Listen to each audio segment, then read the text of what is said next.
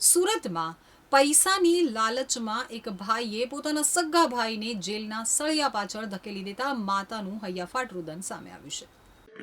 ગુજરાતીમાં એક કહેવત છે કે જર જમીન અને જોરો ત્રણેય કજિયાના છોરો। તો સુરતમાં આ કહેવત સાર્થક થઈ છે। સગા ભાઈએ જ ભાઈ ઉપર છેતરપિંડીનો કેસ કરી અને ભાઈને જેલના સળિયા પાછળ ધકેલી દેવાની ઘટના સામે આવી છે। વાત કરીએ વિગતે તો ગઈકાલે ઇકોસેલ પોલીસે છેતરપિંડીના આરોપમાં જીમ ચલાવતા યોગેશ ઇટાલિયાની ધરપકડ કરી હતી। આ અંગે યોગેશ ઇટાલિયાની માતાએ મીડિયા સમક્ષ જણાવ્યું કે મારે 3 દીકરા છે। મોટો દીકરો ડોક્ટર છે, બીજા નંબરનો દીકરો કાપડના મશીનના ધંધા સાથે છે અને નાનો દીકરો જીમ ચલાવે છે। તો મારા પતિ જ્યારે હયાત હતા ત્યારે મારા સંતાનો, તેમની પત્નીઓ અને મારા નામે બધાના ભાગે સંપત્તિની સરખી વહેંચણી કરી હતી। મારા પતિના અવસાન બાદ મારા બંને મોટા દીકરાઓ બધો ઘરનો વહીવટ અને ધંધાનો વહીવટ સંભાળતા હતા। વિશ્વાસ અને સમજદારીથી ત્રણેય પરિવાર અને હું સાથે જ રહેતા હતા। ત્યારબાદ થોડા મહિનાઓ પહેલા મોટા 2 ભાઈઓની સંપત્તિ અને ધંધાઓ હડપી લેવાનો વિચાર આવ્યો અને મને અને મારા નાના દીકરાની સંપત્તિ લઈ લીધી। અમને અલગ કરી દીધા। હું હાલ મારા નાના દીકરા સાથે રહું છું। મેં મારી સંપત્તિ પાછી માંગી તો મને કટુ વેણ કહેવા લાગ્યા। આ દરમિયાન તેમને મારા નાના દીકરા યોગેશ ઉપર ખોટી છેતરપિંડીની ફરિયાદ પણ દાખલ કરાવી છે, તેની ધરપકડ પણ કરાવી છે। તો મોટા દીકરાએ અમારી સાથે વિશ્વાસઘાત કર્યો છે અને સંપત્તિ તેમજ પૈસાની લાલચમાં સગા ભાઈને જેલમાં મોકલ્યો છે।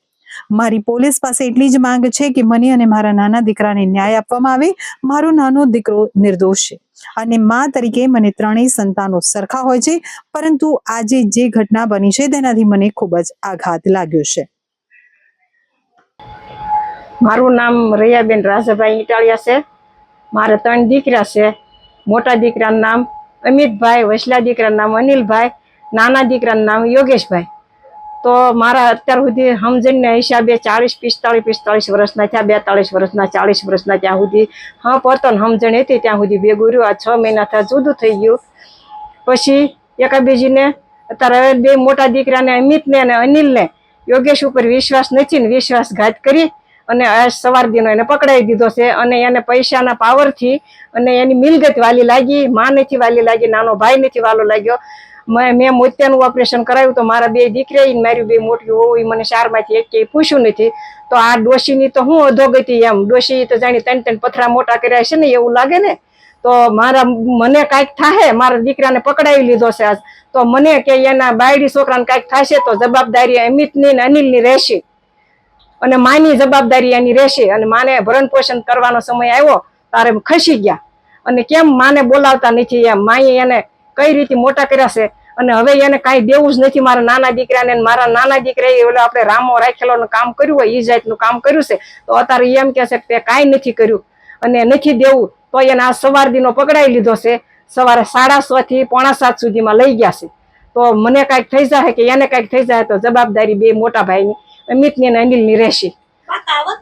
2 મોટા દીકરાએ કાવતરું કર્યું અને મારા નાના દીકરાને કાંઈ દેવું નહોતું અને આ વહેલી સવારે એને પકડાવી લીધો છે અને મોટા દીકરાને 2ને અમિતને અને અનિલને મિલકત વાલી લાગી છે અને ભાઈ નથી વાલો લાગ્યો।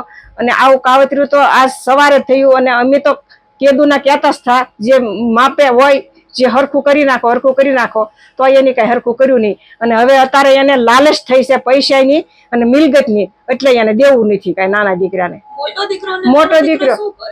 મોટો દીકરો સૌથી છે એ કાપડની ફેક્ટરી ચલાવે છે અને વસલો દીકરો છે એ એમડી ડોક્ટર છે, એ 3 હોસ્પિટલ ચલાવે છે। શું હોસ્પિટલનું નામ? ઇટાલિયા હોસ્પિટલ મલ્ટીસ્પેશિયલ।